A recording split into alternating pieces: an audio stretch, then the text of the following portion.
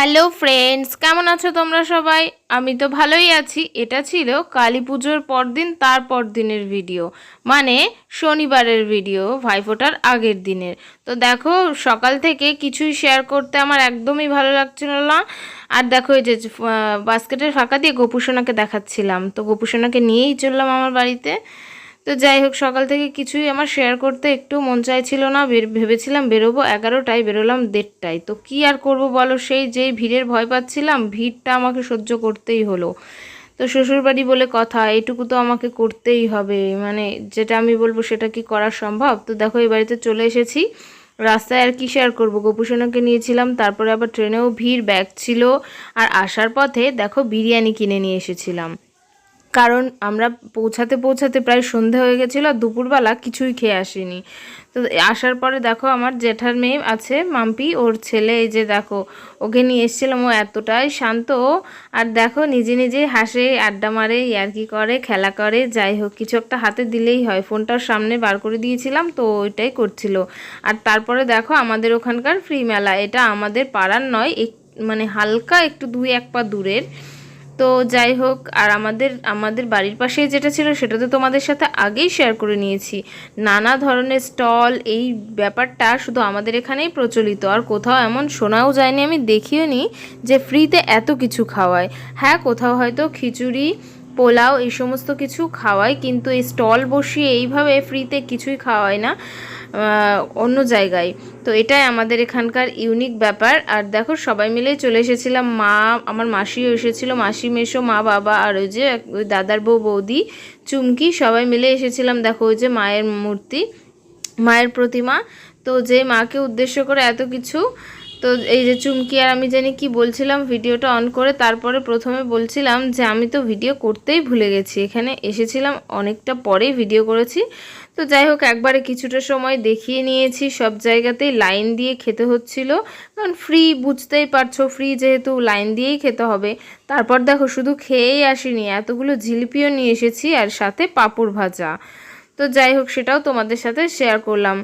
তো যাই হোক, এটা 2-3 দিন পরেও খেয়েছিলাম জিলিপিটা, কিন্তু যেহেতু খুব তাড়াহুড়ো করে ভাজছিল, পরের দিন না রস ঢোকেনি, শক্ত হয়ে গেছিলো। আর এটা হচ্ছে ভাইফোঁটার দিনের ভিডিও। আমার মামাও এসেছে, মামার ছেলে ভাইও এসেছে, আর আমার জ্যাঠার ছেলে দাদা আছে, ওকেও ফোঁটা দেবো আমি।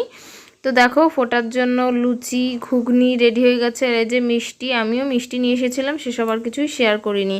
আসলে ভিডিও করব না এই মনোভাব নিয়েই আর কি চলতে থাকে। তো তারপর দেখো, সবার জন্যই ওই যে 5 রকম মিষ্টি। এই যে মামার ছেলে ভাইও তো ছোটো, ওর খুব খিদে পেয়ে গেছিলো, যেহেতু 10:30, 11:15 বা 11টাই হয়তো বা বেজে গেছিলো খেতে খেতে। আর এসেছে সকালবেলা না খেয়ে, আর আমাদের মধ্যে না খেয়ে ফোঁটা দেয়। আর আমার শ্বশুরবাড়িতে খেয়ে দিয়ে রাত্রে ফোঁটা দেওয়ার নিয়ম। আর যদিও আমি জানতাম না আমি ফোঁটা দেবো কি দেবো না, তাই ওসব কোনো নিয়মকানুনই নেই।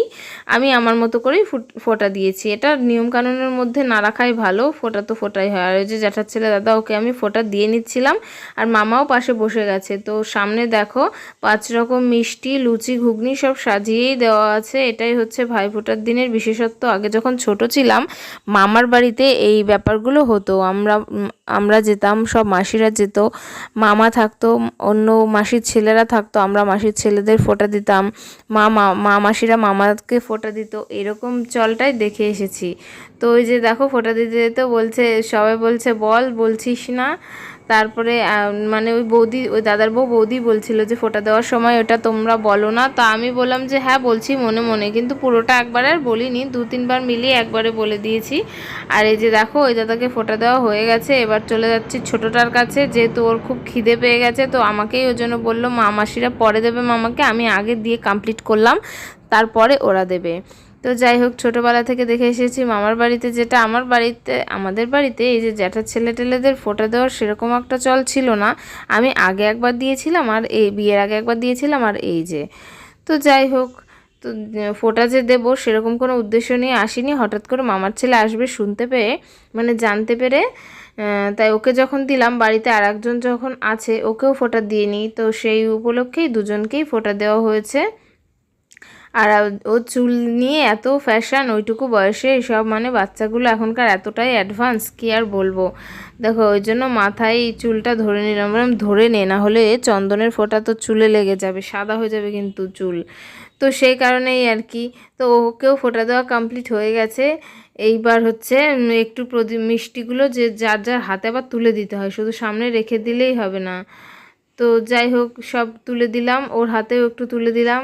তো ও তো আগেই লুচি খাওয়া শুরু করেছিল, আর প্রথমে আর কি করতে হবে শুনছিলাম, তারপরে বলেছিল একটু প্রদীপের তাপ দিয়ে দিতে। তারপর দেখো মামাসি মামাকে ফোঁটা দিচ্ছিল, আমি খাটের পরে একটু বসে বসে দেখছিলাম, ভিডিও করছিলাম। তো এই যে দেখো ওই দাদার খাওয়া দাওয়া কমপ্লিট, আমি আগের ভিডিও পরের ভিডিও আগে ক্যাপচার করে নিয়েছি। মামাও দেখো খাচ্ছে, আর ওই যে মামার ছেলে কীরকমভাবে ভ্যাংচাচ্ছিল, ও তো ছোটো, ওকে যেন কি বলেছে তো সেটাই ভ্যাংচাচ্ছিল। তারপরে যে দেখো মা প্রথমে মামাকে ফোঁটা দিয়ে নিল, না আগে মাসিই দিয়েছিল হয়তো, বললাম না আগের ভিডিও পরের ভিডিও আগে করেছি। তো এই যে দেখো ফোটাফুটি চলছে, আর ওরা দুই ভাই আর কি খাচ্ছে। আর আমার টিফিনটা দেখো আগে দেখিয়েছি, আমিও সবাই খাওয়া দাওয়ার পরে যে মাসি আর আমি খেতে বসেছিলাম, বাবা মেশোকেও এর মধ্যে দেওয়া হয়ে গেছে খেতে।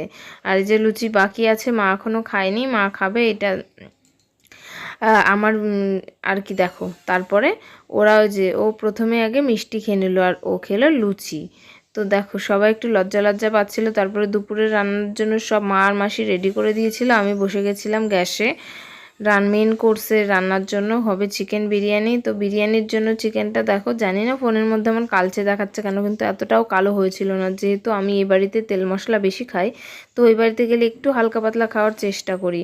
ফোনের মধ্যে যতটা ফ্যাকাশে লাগছে আদৌ কিন্তু অতটা ফ্যাকাশেও হয়েছিল না। যাই হোক, ওখানে গ্যাসের সাইডটা উঁচু জানলা, তো কাছাকাছিতে জানলা ছিল না, তাই জন্য আলোটা অতটা বেশি পৌঁছাতো না, তাই হয়তো এরকম দেখাচ্ছিল। তারপর বিরিয়ানি কমপ্লিট হয়ে যাওয়ার পর এই যে বিরিয়ানি বেড়ে দিচ্ছিল সবাইকেও, দাদাকেও নেমন্তন্ন করা হয়েছিল খাওয়া দাওয়াতে। তো আর বিশেষ কিছুই শেয়ার করার নেই, টাটা।